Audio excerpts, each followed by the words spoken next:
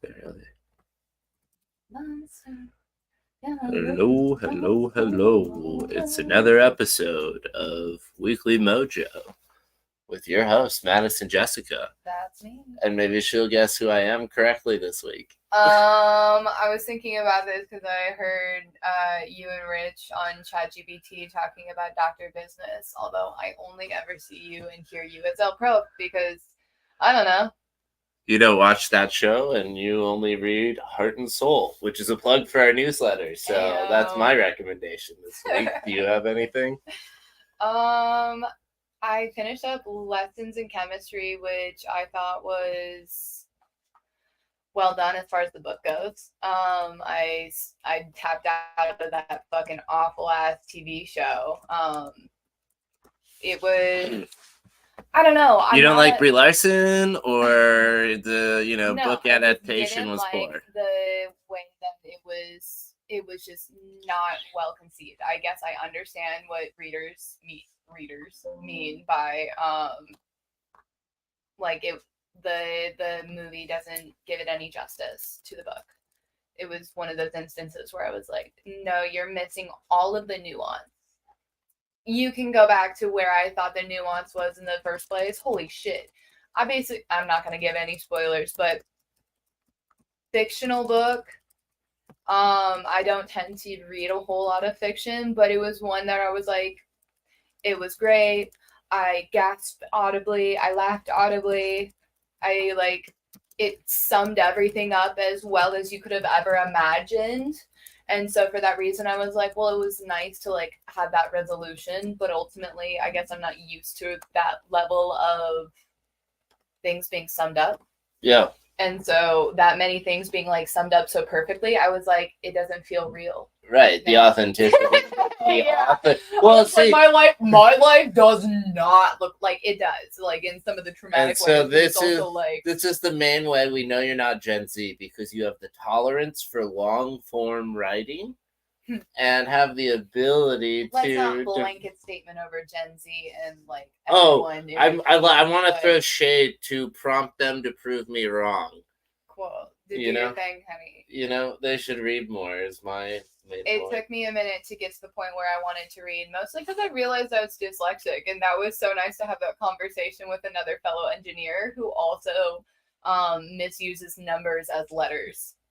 Shout out to our friend here in KC. I'm not going to call him out on that one specifically, but thank you for seeing me because I saw you. Sixes and S's absolutely make sense to me. Like from like a sensation. Like if I'm writing an S, I could see why you would make that into a 6 because it's more simplistic. Sure. I mean, like, I get it. I mean, it's a form of like probably like lazy brain hacking. Your neurons just like merge them together. Like, I'm not like meaning to be insulting, obviously, as I say this, but I hear that it comes off terribly. Because it's definitely not lazy. It's literally my brain being like, but like, this is the on a cellular level, they're like collapsing into each other. Because this is the most optimized version of how this should be seen, which is why I feel like F's and 4's are the same. I don't know why that one makes as much sense though. That's just a me personally thing. Anyway, who the fuck are we talking about today? Well, we've got Valerie Thomas on deck. This is Bad Bitch number 9. Yeah, I can't believe it. This is crazy. She was started around the same time as Anna Conrad, and then as time happens, this was a tough painting because this was like, how do I represent someone of color on a black background, which I was new to also. And she's got a cool ass. I found her on Instagram. So like because of how I saw her she's from the like 1960s. So it's black and white. And I was like, that's so cool. And then anyway, I got a little stuck. So here we are. I personally love like the inverted approach that you took, utilizing a black canvas and then, filling in the color on the other side. Thanks. It was a really fun process and project. I like to push my bounds, and then I end up getting a little scared and stuck, and then I set it aside and move on to the next, and then come back to it eventually. Yeah. And what are the topics of conversation you want to go into after we tell Valerie's story? Cool. Well, I mean, Valerie here was a physicist for NASA, if that wasn't clear from the image depicted. That being said, I mean, she's not just a baddie physicist at NASA in the 60s as a woman of color, but she's also the woman that gifted us 3D movies. And it's very difficult to see, but I've used her gorgeous hair as a way of hiding all of the different 3D movies that she's been a part of or responsible for as a result of being the mother of 3D and holograms, is what I was picking up. This is some like dope ass baddie. Like, holy fucking Hidden Figure is probably so incorrect, but also like same time frame ish. I've got not every movie because there's so many more 3D movies than I ever anticipated, but I got a good chunk in there. Spy Kids 3D is on there for sure. I made sure of that one. So we confirmed it was the red-blue overlay? No, it's holographs or like holograms. So I'm like, no, that feels like something she like. So she's like, no, like she fucking came into, and then they were like, you know those boxes where they have celebrities, like, and then they put them like all over the world, but they're beaming them in with a camera? Probably responsible for it. Inventing like, I mean, we might want to have to fact check that, or somebody else can do that, because that seems like a lot of rabbit holes that we're gonna end up getting into. But yeah, like she, not the blue and red that I have embodied her in this. That is so 2D by comparison to what she's actually contributed to society. Right. But it's an homage, and I think it's pretty apt, especially because it plays so well off the NASA logo. It's like, you know, perfect. To make her into the 3D holograms that she has created on our NFT projects. Sure. But for now, she's under the impression of the 3D that I grew up with. I think the way you drew this, we probably could add depth to it using digital techniques pretty easily. I'm like these elements feel very... Right, so I'm curious. I'm very excited to see what we end up getting to do with these baddies, but they're getting posted currently on SoulSea and then migrating over their way to Magic Eden. Yeah. We'll see where we end up here in the next few weeks. Well, okay, I guess we're going to take a break then to go over to the site, because okay, sure. I wanted to try something a little different for the story right now, and it's only at 15%, and we'll see that as we transition over. Very interesting. I didn't fully fulfill my promise of getting your site done, but I made some progress on some stuff, so I wanted to show it off. All right. So we'll see what I can share. Screen share. Oh, how does this even happen? So the bar that controls everything is below the screen.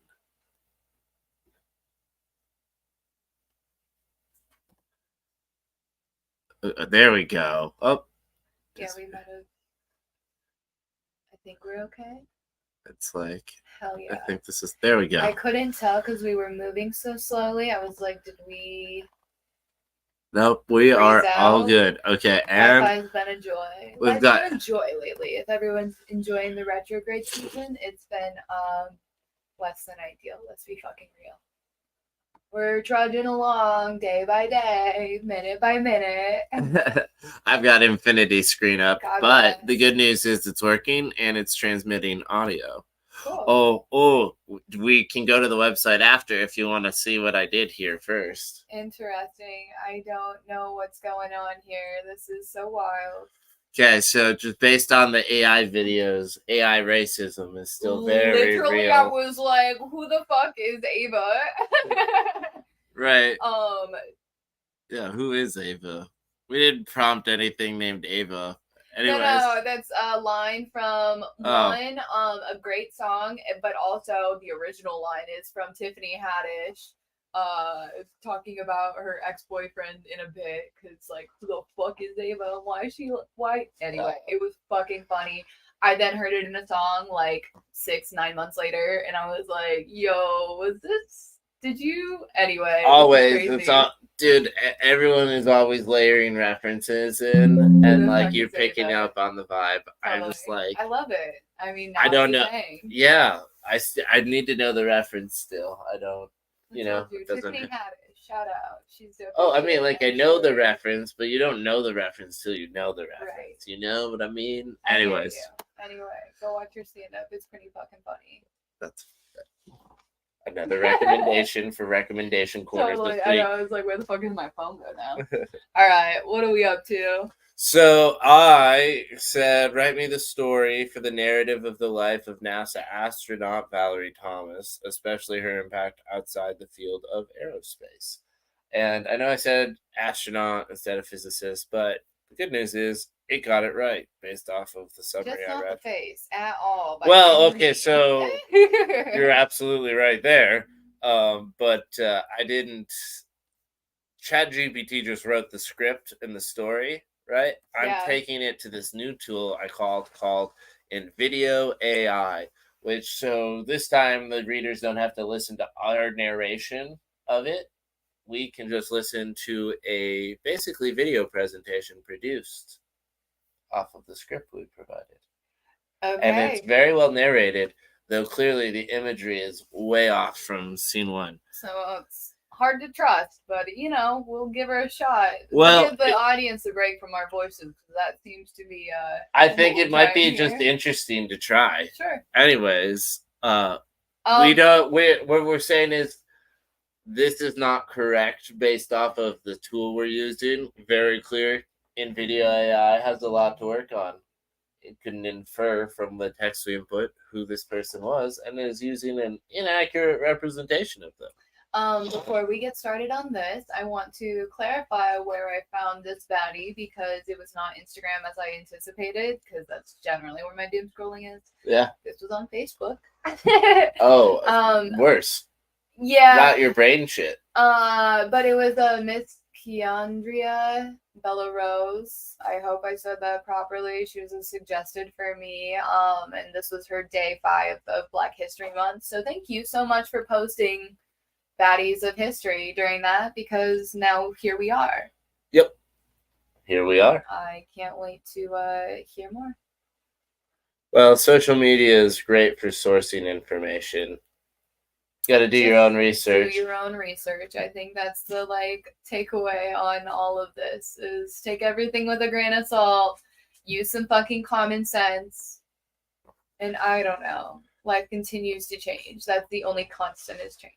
Only constant. Anyways, now the story of Valerie Thomas. Well, looking at definitely not Valerie Thomas. Definitely not Valerie Thomas. She was introduced already. She started and she will finish this. But we are going to try AI to tell her story.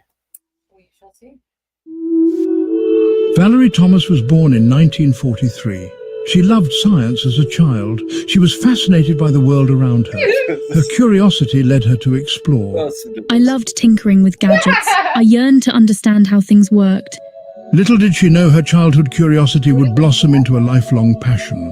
This passion would take her beyond the stars. Even as a young girl, I was drawn to the unknown. I spent hours gazing at the night sky. The stars fascinated me. I dreamed of distant galaxies. Her imagination soared with every shooting star. In her heart, she knew she was destined to explore the cosmos.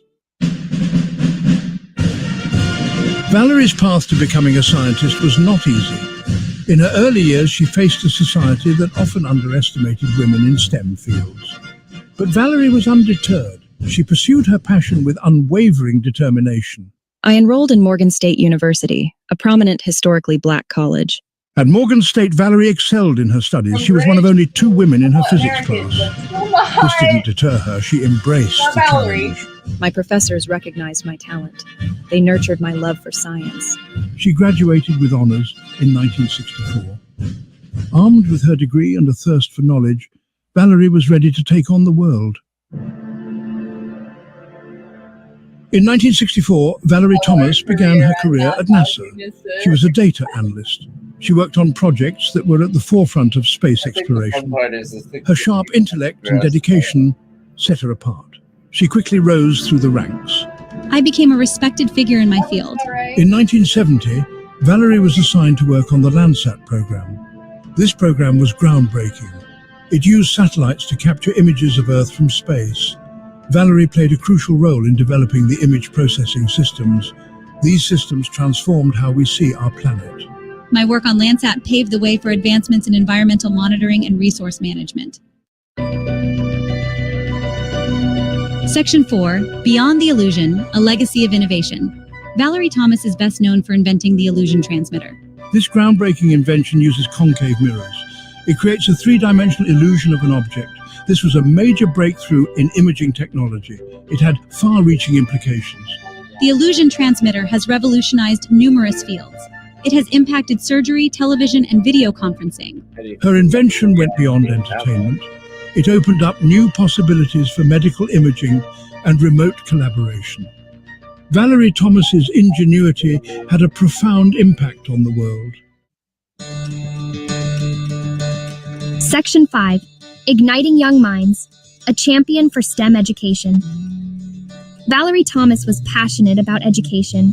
She was a strong advocate for underrepresented groups in STEM. She knew that diversity in science is essential for innovation. She mentored countless young people. She encouraged them to pursue their dreams. She volunteered her time to inspire the next generation of scientists. She volunteered her time to inspire the next generation of engineers. She volunteered her time to inspire the next generation of mathematicians. She visited schools, attended career fairs, and spoke at conferences, sharing her experiences and encouraging young minds to reach for the stars. Her efforts have ignited a passion for science in countless children, especially those from underprivileged backgrounds. Section 6. Valerie Thomas, A Shining Constellation. Valerie Thomas's contributions to science and technology are immeasurable. Her work has left an indelible mark on our understanding of the universe. She broke barriers. She defied expectations. She continues to inspire generations of young minds to reach for their full potential. Her legacy extends far beyond her groundbreaking inventions. Valerie Thomas's story is a testament to the power of curiosity, perseverance, and a steadfast belief in oneself. She is a shining example of how one person's dedication can change the world. Her journey from a curious child to a renowned scientist is an inspiration to us all. As we look to the future, we carry her legacy with us, knowing that the stars are within our reach if we dare to dream big. The stock photo company, because that's where all their stock imagery is coming from. Pretty fucking good. I mean, like, honestly, it was pretty solid considering it took 5 minutes to create, you know?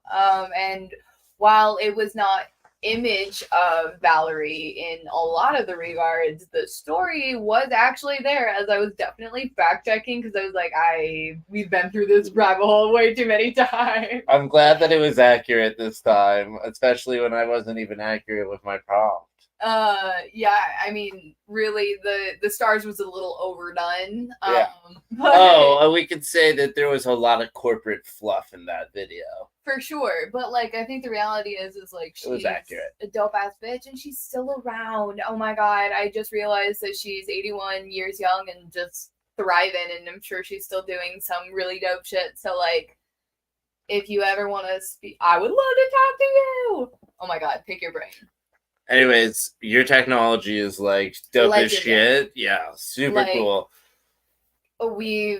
It's wild to think about how far we've fucking come in like the last 50, 60 years of just technology in general. I would love to read her white papers and figure out what the fuck's going on. Because, Yeah. like, the visuals I know were wrong, but, like, what it was describing was, like, so very interesting. realistic. The concave mirrors, oh my god, it's Yeah. my favorite part The of physics. visual for that, though, like, put an image in my mind that made some amount of sense. I'm like, oh, that'd be really interesting. I didn't realize, like, the way that it was described in the visual, it was like, oh, that's what you're doing. You're shooting exactly. mirrors around and lasers to It make looks, that. and it gives me the it's the fucking laser show from who is that artist out of Oh, Laser Colorado? Lou. Another recommendation, Laser Lou. Very cool. Oh my god, 10 of 10 recommend. That was an incredible experience. We were Is got he to be out at of you. Colorado? Yeah, he's out of Denver, I think. Or no, Okay. maybe there's Denver Donkey and then Laser Lou is somewhere else. I don't Yeah, know. there was a music collaboration in addition to the lighting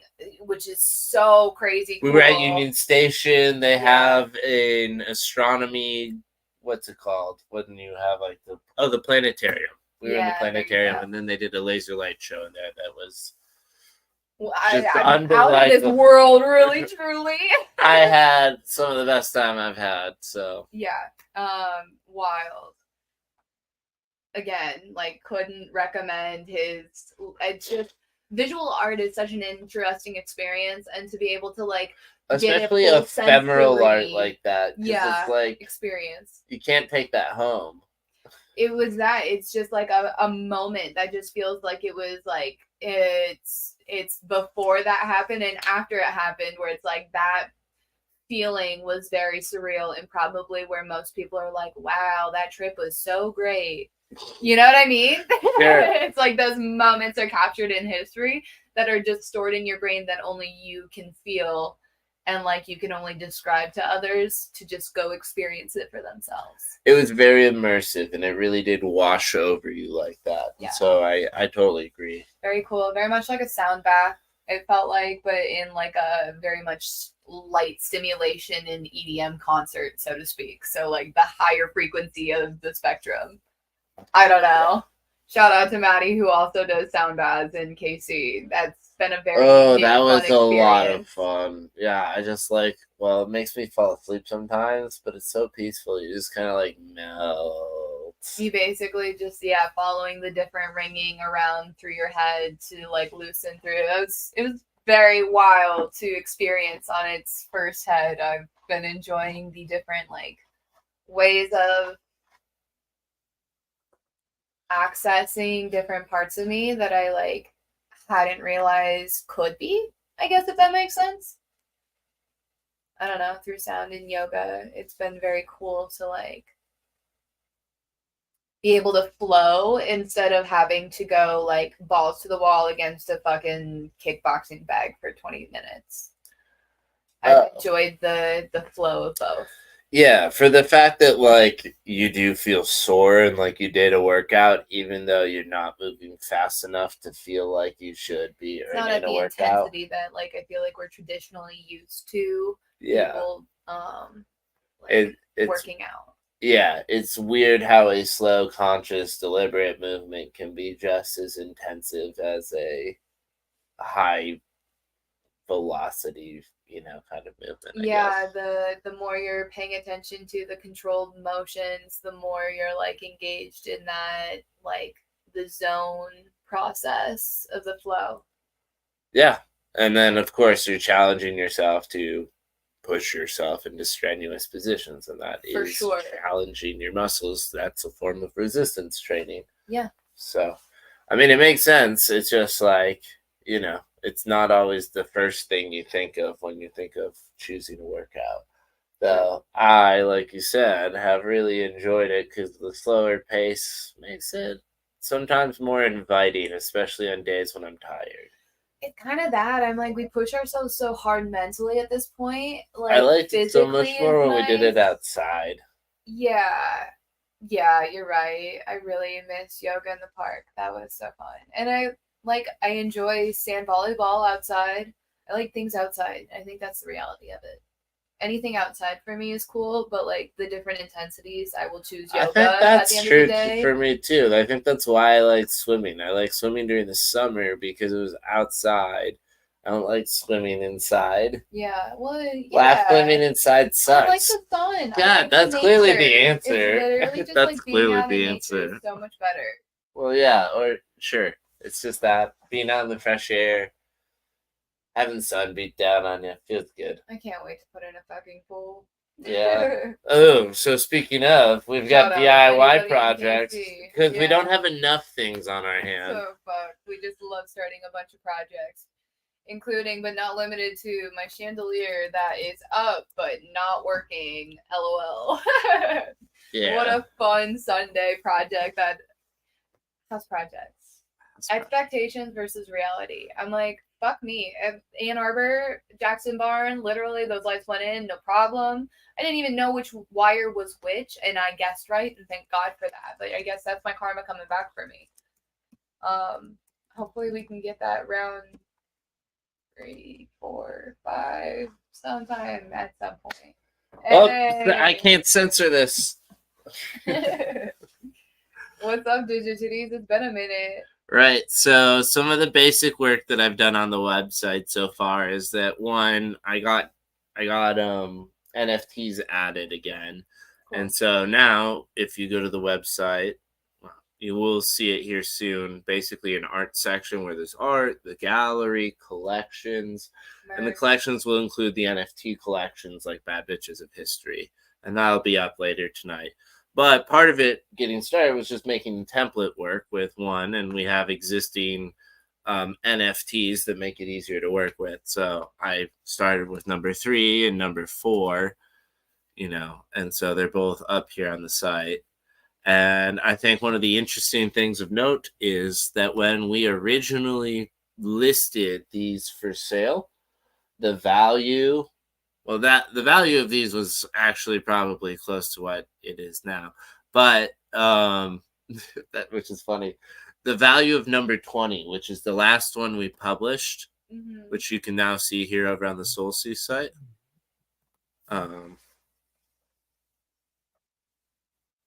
Spam. Always getting spam. So when we go to the Digititties collection here on SoulSea, which, that's what I learned today, is also this is both a publishing and a marketplace, whereas Magic Eden is just a marketplace. And I didn't know that meant you couldn't create products for sale. You could only point at existing products that had been created. What a weird concept. No, totally. No wonder Jack Bliss just wants to make a super app. Right? Yeah, that's another shout out. Ovation, Totally. Kansas City based, but I know they're Web3 straight up. They're decentralized, remote, all over the world. Anyways, Digititties number 20 up here for 69 Solana, 69 Sol. Now, why I find that funny is if we look into the metadata for the date at which we listed this, it is June 6th or June 12th of 2021. Yeah. Right? And so I went and I was like, what was the price? 2021. This one would have been 2022. Okay. The first one is 2021 though. It's December of 2021. That's crazy. You have been here. It has been that fucking long in this slog. Wild. Tell me your Web3 woes. I'd love to hear them. Yeah, so June 22nd, 2022 is when number 20 was published. Yeah. We have 21 through 25 sitting in a folder. Yep. So season 2 and a comeback are potentially on the docket, or at least a special season 2 release, a limited run of 5. You know what's fucking wild is I literally just did a hidden titty in one of my bad bitches because she had hers out. God bless the queen of Nzinga, queen of Africa back in the 15th, 16th century. Anyway, probably not the queen of all of Africa. No, it's a few different territories that are now known as Angola, but basically she pioneered, and one of the baddest princesses that Disney never fucking wrote about has her little tit just hanging out on the side. It's fucking gorgeous. It's so fun. And we'll meet her soon enough.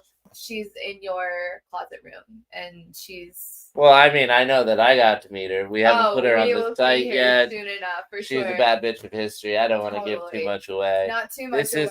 This is a call forward for probably another 10 to 20 weeks, but it's crazy. That's how productive comes full fucking circle today. That's how productive the art production's been here. Literally. Ladies and gentlemen. Oh yeah. So again, we're moving. Timestamps. This was created publicly. This is number 20. This was June 2022. If we go to Digititties number 4, it's December 6th. December 6th of 2021. So you've been doing the damn thing. You were on chain relatively early. You were in wave 2 of the NFT waves. Oh, it's because I got Dr. Business running my back end for me. Thank God. I love covering your back end. I was waiting for some sort of homage to it. Appreciate it. Anyways. What conspiracies are we talking about on? Oh, we're talking about conspiracies? You didn't want to show off the rest of the stuff? Oh, let's get into it. Sorry, just I mean, we can talk about into... conspiracies because that's my favorite thing. You know, we were just jumping off the NASA topic, clearly. Exactly. There's endless conspiracies that tangle their webs into that. The fact that we never went to the moon in the first place is probably the first one to get into. It's weird that she came into NASA around 1964. I know the song "We Went to the Moon in 1969" because of Ren from Even Stevens. Not that we actually did, because there was a fun little video of Buzz Aldrin going around of him talking to an 8-year-old little girl, being like, "Why haven't we been to the moon since?" And he's like, "Well, it's because we never went in the first place," but that doesn't feel like an 8-year-old girl's question. Yeah. God bless the crazy ass shit that we have fucking psyoped. Right. I mean, like, that was our 4-minute AI video. I'm sure people's AI videos with real time and effort look pretty darn good these days. Well, like, the tooling's awesome. It's crazy how all of the original footage is completely disappeared from NASA's records when they tried to recreate a video or like to have a movie about the moon landing. And they're like, "Oh no, we have no references." Well, yeah. No references whatsoever. They all just disappeared. They did that. Didn't make it. They've done that with so much historical media. They've destroyed a lot of history recently. All the major studios, like, sorry, it's not even talking about the government or NASA or anything. It's like, we've heard of Paramount and why do I blank? Is this a part of the Mandela effect, or like is this because the media and the CIA are working together in order to push out content that is specific to what benefits them?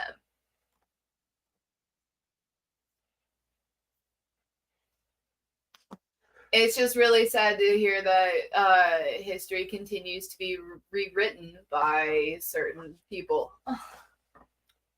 Well, it's always written by the victors. I can't wait for Don't pay attention to who keeps winning. To come forward and resurrect us from this fucking mess.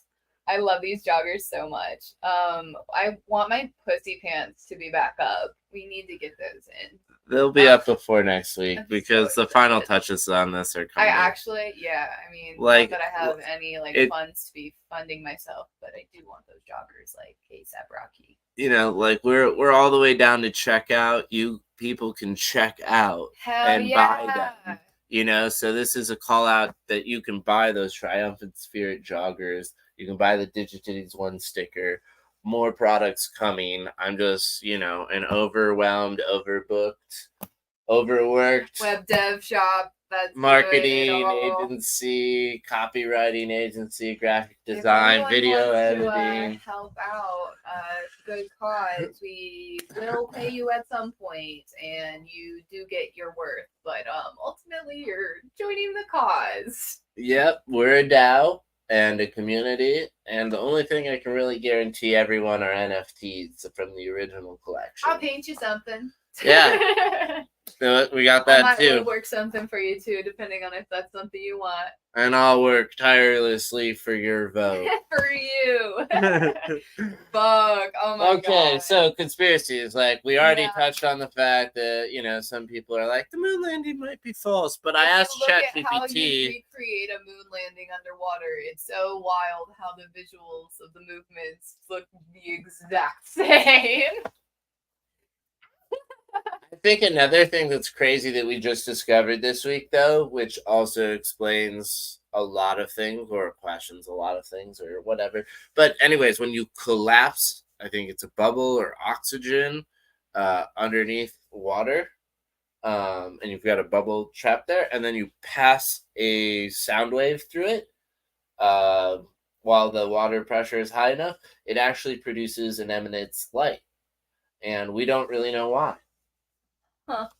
Light travels faster than sound, so that sound is basically visually distorting maybe while it's passing through. Oh yeah, and maybe that's why people can see different colors when it comes to people or know different colors have or different words have different colors associated with it, if that makes sense. Because of the color emitted when it vibrated. The vibration. Oh yeah, I think that's what people have always talked about with color theory. And sure, stuff. It's just like very interesting to Colors hear how and sounds science and is flavors kind of coming all into have that full circle from like spooky action at a distance, right? It's basically Well, now being able to be like scientifically. I think we're still in the exact same spot where it's spooky action at a distance, and we're just observing it a lot of different ways, and we're like, we still don't fundamentally get it. Well, and it's because you're that's choosing to either like science or God, and there's no one that's bridging the gap between. Because Well, they're like, it can't be both. And it's like, well, aren't we all like the universe? If the fundamental constant is change, then the variables of the past, as they get further away, become more noise than signal, and can thus become more malleable to the needs of the present moment for manifesting the future moment. But which sounds on the so past fucking is woo, but beneficial, right? Like right. That's why you have to forget the past, right? Because then the past can change. Interesting. And so the that past doesn't repeat itself. It's so, or it can, so but like weird. At the same time, right? So like here's the idea of quantum physics or quantum action, quantum whatever. It's basically moving from the concept of a binary, which is yes or no, to I don't know what you call it, but the third thing where it's like yes, no, or maybe, because basically it doesn't matter what it is until it matters. And as long as it doesn't matter, it can be observed on a local level without affecting the higher level order. Yes. Sure. But that would just be explaining an edge case then. Right. And that's the Mandela effect, is the fact that so many people live with edge cases that define their life. Sure. Okay, I hear you. But I'm just saying, like, what is a Mandela effect and what is the fucking cornucopia catastrophe? God bless that queen for finding that truth. All right. Well, we can put a pause on NASA for a moment to explore what are the rumors about.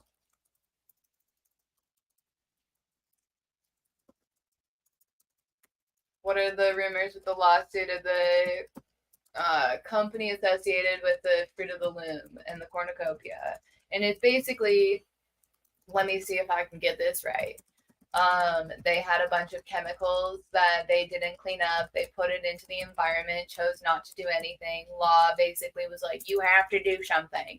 And then they killed that company and then rebranded with no cornucopia, basically taking no liability, no responsibility, which is why they gaslit that woman so very hard into telling her that there was no cornucopia at all. When in reality, they were just the jackasses that like are continuing to perpetuate under their own self-interest.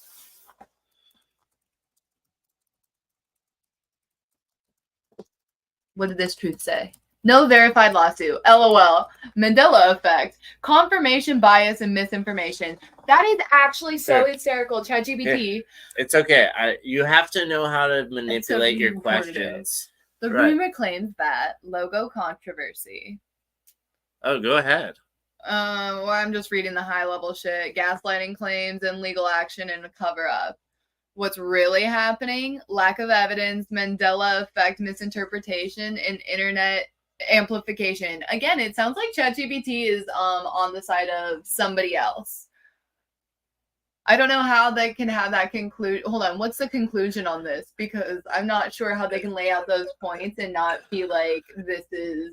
They're saying basically all registered trademarks with the company. Like, if we go to the trademark office. Because the company was killed off. Like, they whatever, Title IX did, and then just got rebranded with the exact same company with no cornucopia. So of course it's not existent in the current one right now. Let's explain what this is. But also look at the trademarks, because I thought that's how she proved it.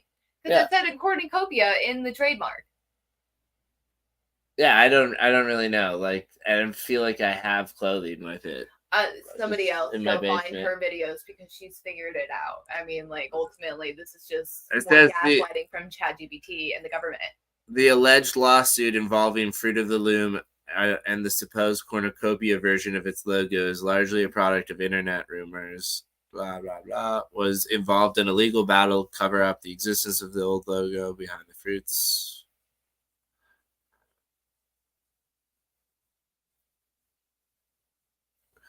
Okay. But what is the company alleged to have done? That's more what I want to know.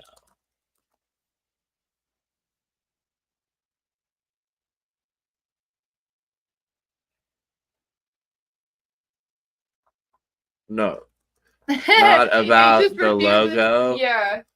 The lawsuit wasn't about the logo. Its disappearance The was a lawsuit in result regard of to a lawsuit the that natural I don't disaster know the allegations around. and dumping toxic chemicals onto. I see what you're getting at. Do you though? Because it looks like you're just saying the exact same thing over again. Okay.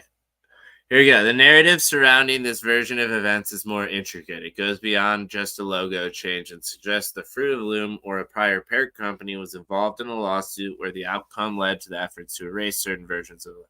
Here's a breakdown of what is typically alleged in corporate misconduct or fraud allegations. Lawsuit is rumored to have been about serious allegations about the company. These include corporate misconduct, fraud, deceptive business practices related to labor contracts and IP. Settlement conditions involving memory holding. According to the rumors, as part of a legal settlement or court order resulting from this lawsuit, there might have been a requirement to sanitize certain elements associated with the brand, specifically removing any logos, marketing materials, or branding that might have been involved or referenced during the litigation. This is where the idea of the logo's disappearance comes into play, suggesting it was an unintended consequence of these actions. Possible legal and financial repercussions. The rumored lawsuit may have involved significant financial stakes, involved large fines, reparations, or other penalties if the company faced substantial financial consequences. Rebranding or altering their image to distance themselves from the contested period could have been a strategic move. Cool. And then the use of NDAs and gag orders. There's no credible evidence suggesting this exists, though. LOL. Again, ChatGPT, it took you 4 tries to get to that point, and then you're still like, well, there's still no clear evidence because, they're trying to. Can you tell me more about. I give 2 shits less about this. I'm like, let's get back to my bad bitch, Valerie. She deserves more of our time.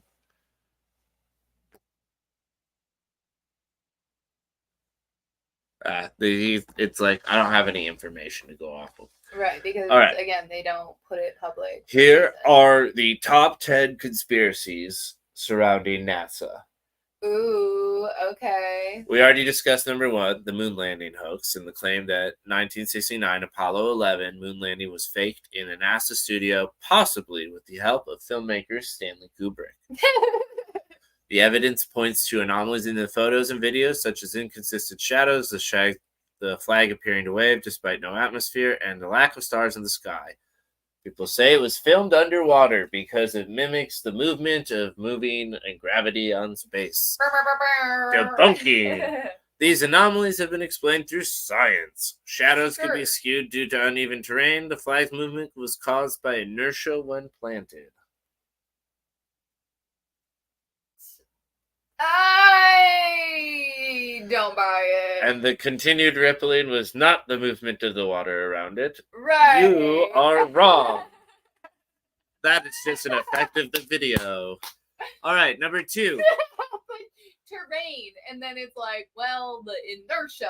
They're just like, let us use a big enough physics word for them to we not scare question most it. people away. It's fucking that. Oh my god. ChatGPT, what does inertia mean? It's a fancy word for movement. You could have told me it was pork, honey, and I would have believed you. Yeah, and I wouldn't know the difference between those two. They're related, but I'm not gonna go into it mostly. I know you get a little bit more torque when you're twisting the motorcycle thing, revving it up, right? Yeah, that's torque, right? Yep. Cool. One relates to the other. I don't know, but I do know. Intuition. The more you know. We'll follow through on that later. Number 2. Flat Earth and NASA's role. Claim NASA is part of a global conspiracy to hide the truth that the Earth is flat. Supposedly, all images of the Earth from space are fabricated. Evidence. Flat Earthers argue that NASA's photos and videos are edited or computer-generated. Debunking. The curvature of the Earth can be observed in various ways, such high-altitude balloons, satellites, and commercial flights. So they're not disputing the fact that we might be faking the images, but at the same time... They're like, you just can't get up high enough to see it. Right. They're basically like, you can tell if you're high enough that there's a curvature to the Earth. And again, I think when people are talking about flat Earth, it's like it's more the disc shape where we're all just like a floating rock with a bunch of water around us in a firmament, and it's like it's less round than it's giving credit for. I think like the way that our water shapes is more of like the way that the water is what makes it round. Looks. Right, exactly. And then the rock that we're floating on, which is only like 30%. No, I think it's a oblong. I don't think it's a platelet. I think it's oblong. That's literally what platelet is. It's like a two No, but I'm thinking oblong vertically, where it's like just an irregularly shaped, trying to compact into a circular ball. Like energy efficient shapes that you can be in. It's like it's disc, toroidal. like Yes, it's a toroidal disc. Yeah. Yes, I understand that. But being condensed into a ball is another efficient form you can be in. Sure. And I think that the rock is roundness is like the outside of the disc versus the like as circular as what we anticipated. Though, like that would imply that there's an edge and then there's an underside of the disc, and we're all on one side of the disc. I think what it is frozen water on the outskirts in the way that, like, if you look at the energy field. Sorry. If you so you believe in the Antarctic wall stuff? The energy field of like what that looks like from a magnetic standpoint, and if we can overlay the magnetic field that we're experiencing with, like, can we just like pull up another image of what the definition Are you talking about the ley lines? Yeah, not necessarily ley lines. It's more just like it's the polarity within our in our system. So like how we have basically our axis is currently shifting, but like the North Pole and the South Pole, those lines and how that is representative of like the gravitational force that we feel as a planet, in addition to overlaying that on top of I'm like processing through this all. Does this make sense? Yeah, I think this is a better photo. The firmament, if you Google what the firmament looks like. I am not Googling what the firmament looks like. Do it, please. I would just like to confirm all of my things that I'm thinking about. The firmament, yeah.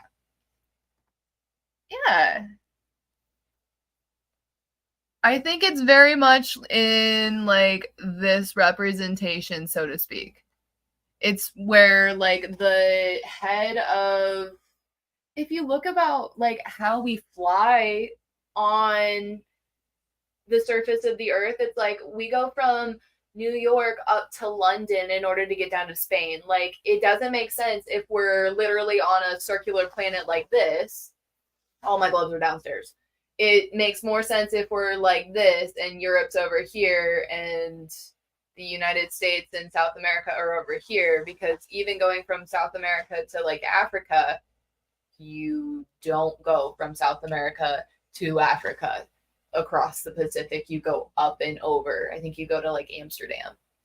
Why? because of the way that this is like laid out and the way that, But don't they say that it's more about the curvature of the Earth? And to which I get back to, literally, that's what I'm telling you. Like, the curvature of the Earth is not global 360 like this, because if it was, you would be flying from South America to Africa very easily. Instead, you're going across, up, and over, and then onto the other side. So it's, instead of circular like this, it's like broken up and open. Flight path from where? South America to like Russia or Poland. I don't know, like somewhere where it would be. To Singapore. And then also India. Yeah, there you go.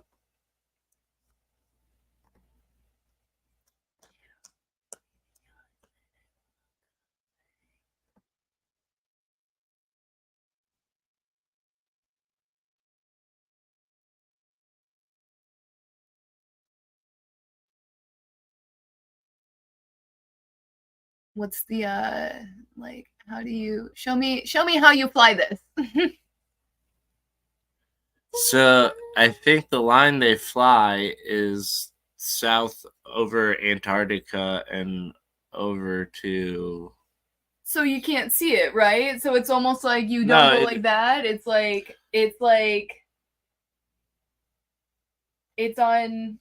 Right. They so this is a little. No, it makes perfect sense. You sure about that? Yeah, that you would go. Like the map, like look at it this way, right?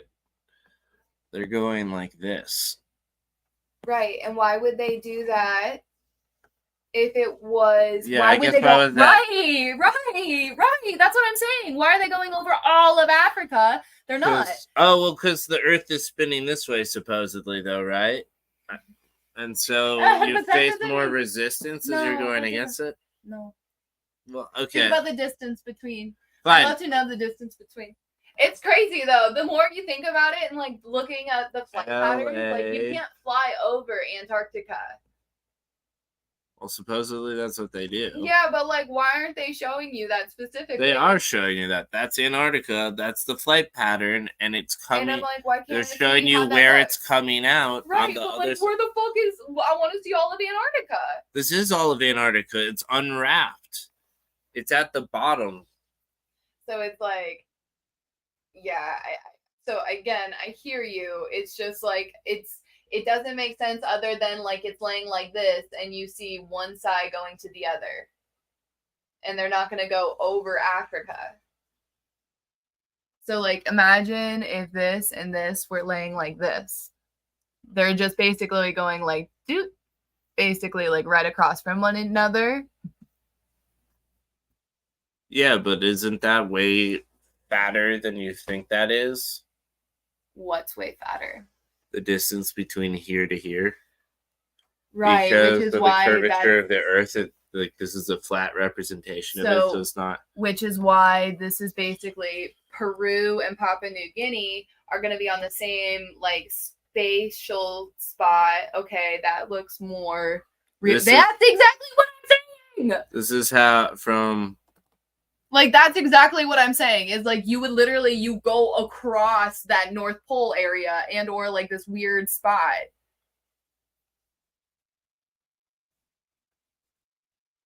Well, it looks like there's two options, but it's kind of confusing. And again, it's like it goes up through Europe and North America in order to get back down to. It's too fucked up. It doesn't know what it wants out of us. It flies here, and then it flies down there, and then it flies up over. For what reason? Because it's not round like all of the photos have been shown to us. Again, I'm pretty sure it's like a disc-like shape with water like in different salinities around us. And we're just kind of actively watching this shit. No, this is the flight path for LA to Beijing. Right, because it's up at the top.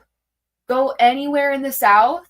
South America is going to go all the way either up north, or it's going to have to be like on that same like south escape, and it's not going to be the anticipated like. I don't understand. Flight. So okay, we can move past it. It's just like look a little bit further into the flight patterns and how you travel across the globe the next time you get curious and want to go down a rabbit hole. It's very interesting to see how we really do travel across the world. yeah, I know we've got some weird, interesting flight patterns. I feel like it makes sense though because of the curvature of the Earth, but maybe I'm like taking that too literally or too simplistically, I guess, because the length going around it would still be the same because it's a ball. Right, because you don't want to go. You're still flying up to the same altitude, and then you're driving over this point. It would be shorter if you flew at a lower altitude. No, that kind of, but like you just get to a certain cruising point, and then like the air basically takes over, so you're in an atmospheric point, like where like. Yeah, but I meant physically, the distance between 2 points would be shorter at a lower altitude, right? Than at a higher altitude. Because of if the Earth is curved. Yeah, I think it's probably.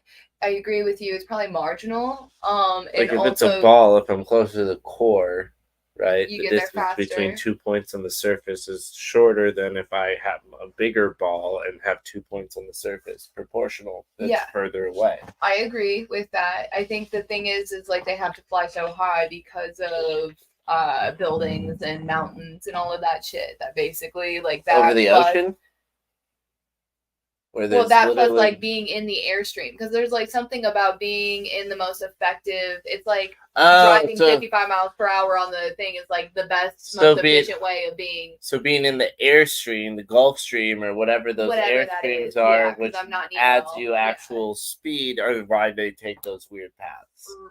Maybe but I don't think that's all of it because it's ultimately like it's literally the location getting fastest point from A to B is not how you would expect it if it was right because of the way that the air moves in the above and the jet streams that you can ride. It's a part of it. Again, I get back to oh fuck. Let's get into number 3. Number 3, secret space programs. NASA is a front for secret military space programs, and the real advancements in space technology are hidden from the public. Evidence, some theorists suggest that the absence of significant public space advancements since the Apollo era indicates a covert program. Debunking. Lack of significant public advancements can be attributed to budget cuts, shifting priorities, and the complexities of space travel. All probably true.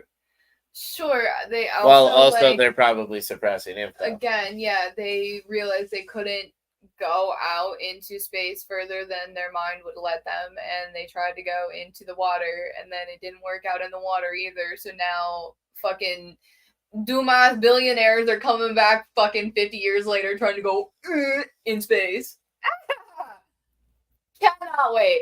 Elon, why aren't you saving the 2 space astronauts that are stuck up there? Are you not capable of it? Oh yeah, that's the relevant tie-in topical point this literally week. Like they've been up there for about 9 months. He is saving them, you know. He says he is, in the same way that he said he was going to help those kids in the cave that got trapped, but didn't. Actually, the government came at his door begging him to save them. So except for he's taking the contract fucking didn't though. So I can't. You're right. He is taking the contract. I'm glad he took the contract. I can't wait to see if you actually do it. I mean, he probably will because Tesla's, or I mean, not Tesla. That shit show. Oh my god, those Cybertrucks are fucked. SpaceX, tell me you're over leveraged. SpaceX is his one successful project. I would literally not even trust that fucking Spit to like come up and get me. I'd be like, nah, I'll just fly back to Earth on the USS in whatever flammable condition it comes down. Okay, yeah, he is not a genius, but he had a great insight that a bunch of rocket scientists working on this for like 40 years couldn't figure out, which is how to make the rocket cheaper. And you know how you do it? Instead of building it straight up and then having weeks and weeks of downtime every time you drop something, he decided you build it sideways, and then when you're done, you stand it up. It's almost like he literally looked into anything from history and was like, wow, that's... Well, At the same time, it took someone who wasn't a rocket scientist, because clearly rocket scientists couldn't do it. Let's be real. Anyone in that level of academic niche is probably not being able to think outside of the box. So the ability to like look back into history instead of just like focusing on the one little thing. You have to look at history to realize maybe we should build it this way, so it drops like this, and then you stand it up. Literally takes 2 cents in common sense. Like the bloodfish did something right, you know. Right, that's mostly where I'm at. Clock is right twice a day. Mm-hmm. So you'll never know which points on the clock or which time of day that's actually correct. Which face he'll get, well, is whatever makes him the most money, and he's not making much. So I'm sure he's getting paid an assload to try and solve a problem he probably isn't capable of doing. I hope for their fucking lives that they are able to and that he saves them. But ultimately, we'll see. February 2025 doesn't sound very promising, considering he's got an entire establishment that should be able to go up there no problem. And has been. But seemingly isn't able to until February 2025. Maybe. That's the latest we've heard. Wild. Yeah, I mean, it could be sooner, but maybe. No, literally, they're saying they won't get back until spring. I was just watching the TV because I was hanging out at the hospital. So I'm like, tell me you're this genius who's got all of the capabilities while still not being able to do it until spring? Crazy. We need Xenon. Originally an 8-day mission. Oh. They've been on the ISS since June. They will not be back until they return in February on a Crew Dragon capsule manufactured by SpaceX. Huh. Announced Saturday, August 24th. Huh. What do you mean, Again, huh? I'm just like, that's fucking nuts. That's going to take that long? Your body, after 3 months, basically you lose like a good 30% of your bone density, and muscular like atrophy sets in because you're not at the like gravitational resistance that you're used to. That's crazy. Her spacesuit is leaking right now. Well, the government is slowing it down. It's not necessarily Elon. Sure it is. Well, it's why Boeing wouldn't take the contract for the rescue. Enough shit. They've got, oh my god, they're over leveraged on hitmen at this point. They can't fucking afford that. So they can't even keep the planes that are in this atmosphere working. Last year, the DOJ filed a lawsuit against SpaceX, which is why they were pursuing the Boeing contract before pursuing one with Musk. But the Boeing contract fell through because of safety measures. Did I just fucking call that or what? Well, LOL. I'm just pointing at, like, Maddie, that's like, they're slow. Elon would go faster, but the government is making sure the safety protocols are being met. Well, but sure, they've wasted so much time negotiating with Boeing because the government wouldn't allow them to go to Elon, even though Elon's the market leader, and Boeing is clearly having planes fall out of the sky. You want to put a fucking astronaut on that? What a shit show. Can we get back to blimps? Literally, the entire airline industry was fucked over because of one blimp incident that they absolutely had some sort of part in. Now we're going really heavy conspiracies. Are there conspiracies around the Zeppelin? There was blimps everywhere. No, there wasn't. Yes, there was. Before the 1950s, airships were not that everywhere. Airships were not that popular. They've been removed from all of our like images at this point. I've been down some rabbit holes. I've been sent some rabbit holes. This 433, that's confirmation for me. Airships and blimps. Yeah.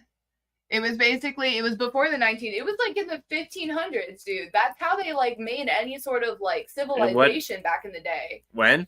Like from the 1500s to the like 1800s, blimps and like air travel. That's what I like am getting back to. Like this shit basically was how we did it back in the day.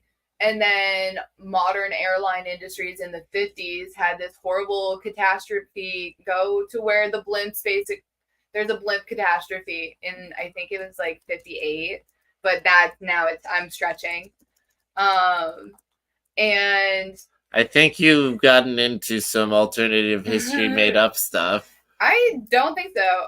It was Hindenburg disaster in 1937. So right, Hindenburg disaster. Yeah, it's that is the well-known disaster that ended the industry. And so now think about this. In the same way that Titanic occurred, could it be possible that maybe this horrible disaster maybe catapulted our airline industry and completely removed this entirely like reasonable, very cool way of traveling, which is lighter in like length of travel? You were up in the air longer, but it wasn't like fucking like, you know? God, we're going off the deep rails. All right, so the closest thing they had was hot air balloons in 1783. Okay, but like again, literally, like they're giant, like not in the. Think about Jane, like Tarzan, Jane, like those photos, like that's like the era of overwritten that we're describing. You're talking about the 1800s. Yeah. It's not the 1500s. Well, you're talking basically the same. You're talking about like I'm talking about probably the Renaissance period, but no, you're talking about the steampunk area. Sure, period. Yeah, that makes more sense. Tell us about the lost history of the steampunk era and airships. What a wild web. Travel. I was not expecting the episode to go this way, but I've been enjoying it for what it's worth. The steampunk era, while not a literal historical period, is an imaginative reimagining of the 19th century, particularly the Victoria era in Britain and the American Wild West, infused with anachronistic technology powered by steam and clockwork mechanisms. This alternate history merges science fiction, fantasy, and speculative fiction, creating a world where airships, automatons, and other fantastical inventions are commonplace. Although airships were indeed part of real-world history, their depiction in steampunk narratives often takes a more adventurous and romanticized form. Which is probably what you're picturing more of. Maybe, but even still, I'm like, I don't know. Hindenburg disaster definitely feels like another Titanic situation where it's like, how do we take over a market and put fear into people's purview in order to make them convinced that this is the better option for them, when in reality it's like maybe it's just the more expensive one. I mean, maybe like I think that's probably somewhat valid. I could throw a pin in that one until we get further details, but yeah. I would love to know your thoughts. Out in history. Yeah. Okay, moving forward.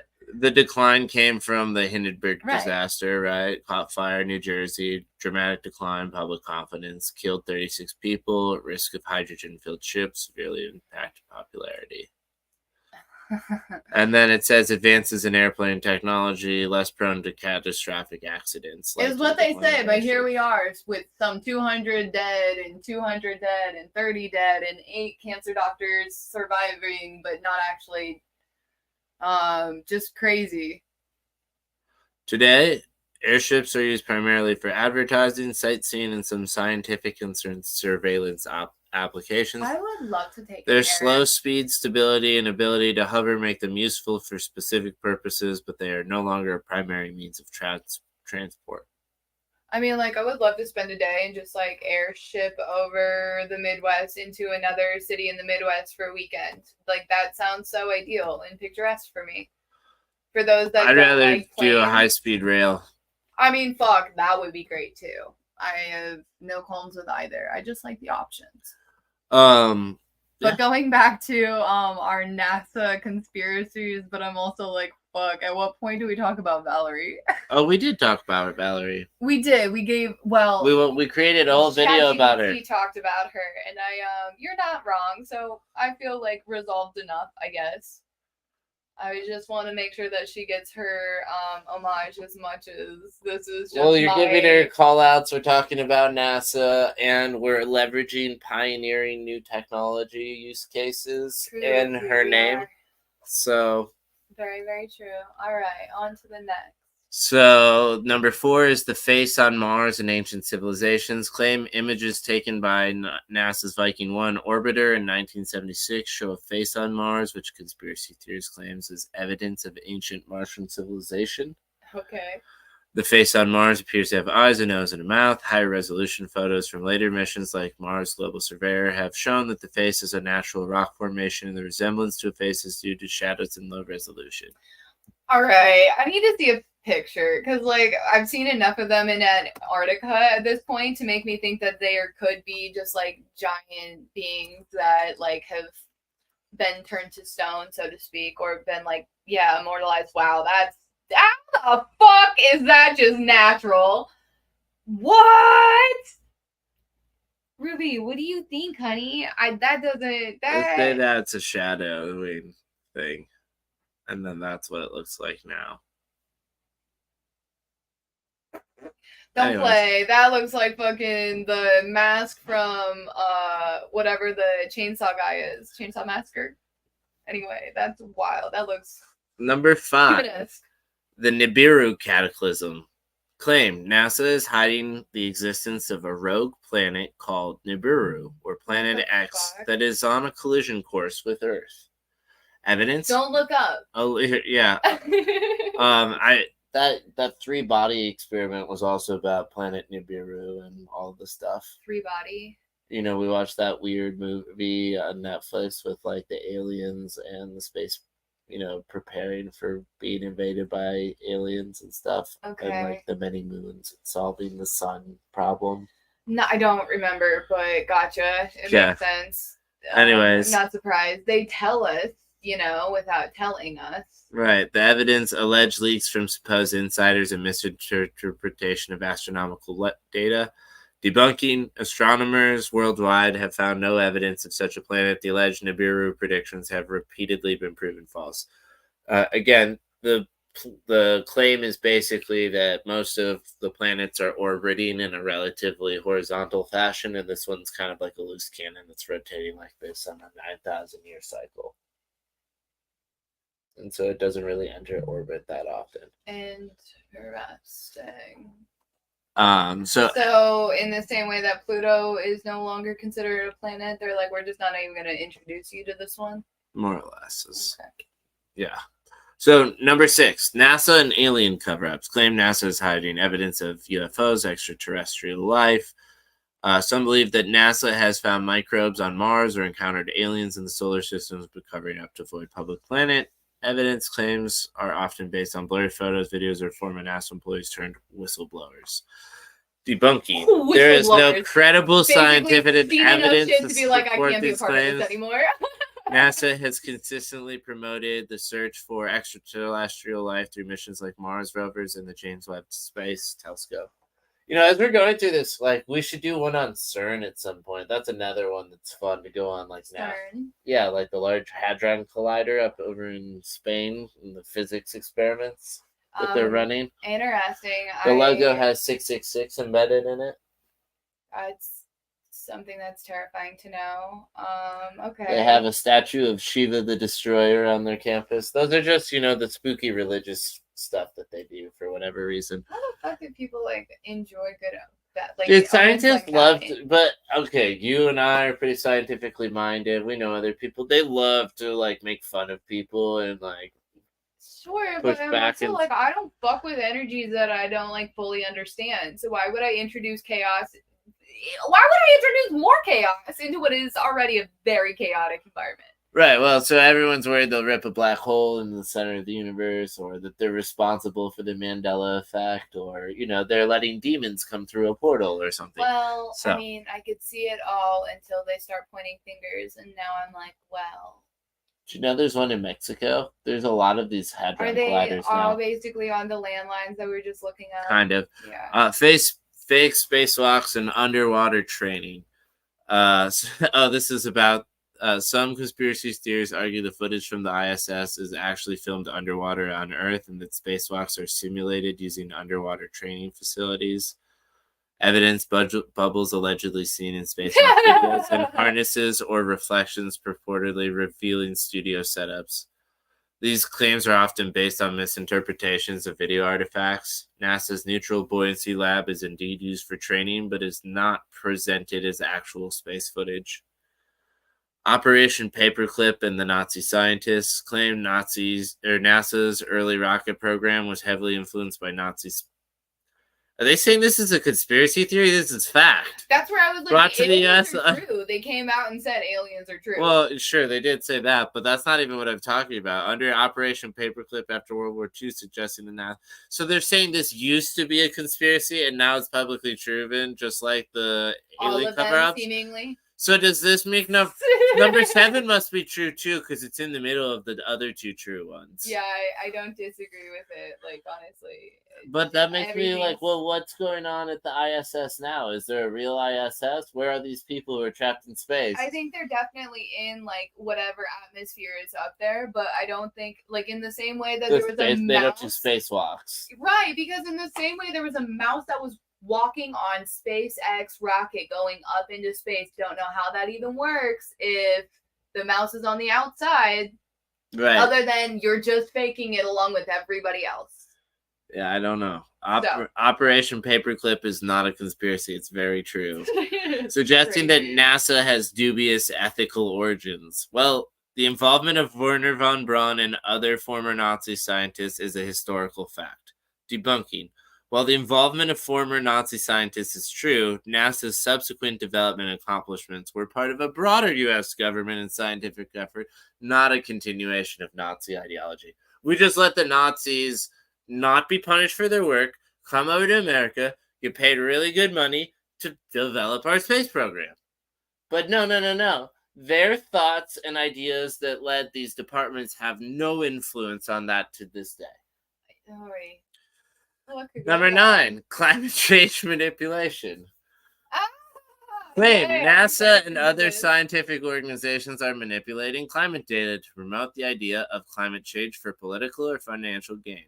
Evidence, claims are often cite alleged inconsistencies or errors in temperature records. Debunking. The overwhelming consensus among client scientists, what are client scientists anyways? Scientists that work in the fields of ecology or environmental sustainability. Like, what qualifies you to be a climate scientist, right? That's such a broad bullshit marketing term. Are you watching just like the last 50 years of historical patterns, or are you watching like millennia, the last 2,000 years? Yeah, and like seeing 200,000 hotter and colder on a 2,000-year basis, and we're kind of like edging off of some of the hottest that we've existed in, but now it doesn't really fit a narrative that we're getting hotter and hotter. The overwhelming consensus among climate scientists is that climate change is real and driven by human activity. Change is real, yeah. I do think that human activity is contributing to degradation in the environment. Absolutely. I am not against the belief of that. That's clear. But let's be real. It's not us and our plastic straws. It's like it's the 50 polluting. People that are choosing to take private jets everywhere. Sure, and it's that too, but it's more the factories extracting more out of us and the earth. You're right. It's the factories in general that produce our goods and services, and it's the way that we do monoculture-based agriculture. You know, just such an extortionary, like extrapolating everything from extractive. It's that. It's just we're not in a symbiotic. We're not a symbiotic relationship with the earth. We're a parasite upon it. We really are. I'm so sick of that negative human perspective. I mean, like, humanity is so much better than this. We could be. We certainly could be. There's so many people that are so much better about this, and like we're all trying to do our part, but like you fucking gaslighting us and telling us that recycling will do it when 8% of it is just going into an actual recycling and the rest is literally like landfilled. Why do you think they use glass over in Europe? Because it turns to sea glass. Like, plastic is literally just burning a hole in all of our pockets and atmosphere. Continue. The last one is the Challenger and Columbia disasters. We were talking about this before we came up here, but the 1986 Challenger and the 2003 Columbia shuttle disasters were either intentionally caused or faked for various reasons, including cover-up or other agendas. Evidence. Some conspiracy theories suggest surviving crew members or fabricated evidence. Debunking. Investigations by NASA and independent bodies detailed the technical failures and chain of events that led to these tragedies, with no evidence of foul play. And I think, on some level, assuming that they are dead and we want to honor their lives and memories, we probably shouldn't push the envelope on that one too much. But in the same vein. But you saw how there's 8 photos of the same, 8 individuals that have, found their ways into academia, all have the same names as the people that seemingly passed away. And I believe it was the Challenger. Yeah, so they're all claimed. Many of them claim to be twins of the people who died. What the fuck does that mean? Exactly what you think it means. And we're not going further into that conversation. No, twin. Grew up as a twin. No, you don't have 8 just random twins that are now doing the exact. No. Don't ask questions about statistics. Don't ask questions that make sense. What a wild fucking time. Oh man. I feel like everyone's brain is a little if everyone's brain Are we in a hologram? I feel like Are we in a hologram? My brain is mush. Are we in a hologram? It feels like chewing gum is in between my skull right now. And I'm processing it all. Chewing it on. Well, it's being lit up by lasers that are being reflected off of mirrors in this matrix we're living in. Freaking laser beams, right? These laser beams are freaking sick, bro. Oh my god. Is that like a Dr. Evil voice? I was trying to, is that, yeah. It's Austin Powers. So then it's Dr. Evil. Freaking laser beams. Yeah, I was trying to do that. Yeah. God bless. Thank God. International man of mystery. All right. Well, I think this is a long episode this week, but we had a lot of fun. Oh my God. Remember to visit MadisonJessica.com if you want to get those triumphant joggers, or if you are looking at some Digitity stickers. We'll have a lot more projects up there soon enough, including the Bad Bitches of History NFT collection. Like we said, coming to Magic Eden, we learned that we can go from SoulSea and use both marketplaces for listing, which I guess makes composability something that is far more tangible than I even realized. And with that, subscribe, follow for more. Thank you to our host, Madison Jessica, one more time. Until next week, it's been another episode of Weekly Mojo. Stay tuned for more Bad Bitches in History. Mm-hmm. And Digititties, go collect them all. Until next time.